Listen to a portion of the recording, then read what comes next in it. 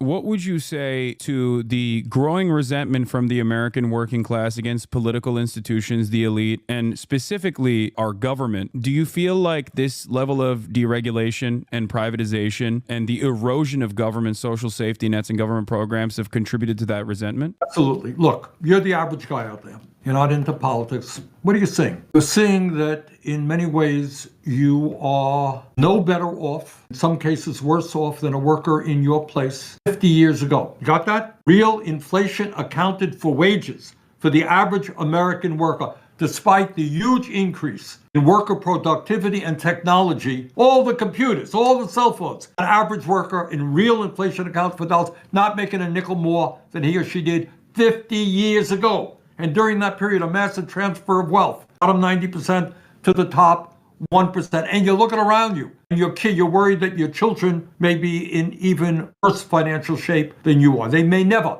own a home of their own. Maybe your job went to China. It's likely that you have a high deductible. You may not have any health insurance at all. Maybe your kid made it to college and he or she is deeply in debt. And you're saying, does democracy really work for me?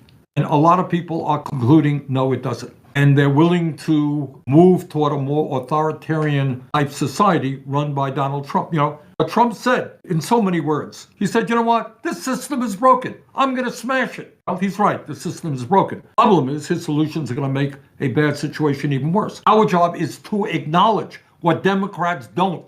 You know what? The system is broken. We need to rebuild the system. We can do it. We should not be the only major country on earth not guaranteeing health care to all people as a human right. You think we can't build millions of units of affordable housing? You think we can't reach out to the world and address climate change? I think we can. Tough stuff. None of this is easy. We can do it. A lot of people are essentially saying, I'm sick and tired. I've heard all of it over and over again. It ain't working for me. Status quo is not what I want. I want change. Trump may be crazy. He may be a pathological liar. He's going to bring about change. So that's what I think we're dealing with. Do you feel like this was a crisis in communication from the Democratic Party in the past election cycle that led to the defeat of Kamala Harris? No, I don't. I don't think it's a question of communication. I think it's what the Democrats stand for. Does the Democratic leadership believe that the current system is broken? You tell me. Have you heard that? People go around saying, look, there's something wrong when we have massive income and wealth inequality, when we're the only major country not to guarantee health care to all people, when you got 800,000 people sleeping out on the streets, when we have an opioid epidemic, when our public schools are failing. You know what? Guess what? The system ain't working. Do you hear Democrats say? You tell me. I mean, I'm sitting in the Beltway. I don't hear it. Do you hear it on the outside world? No, absolutely not.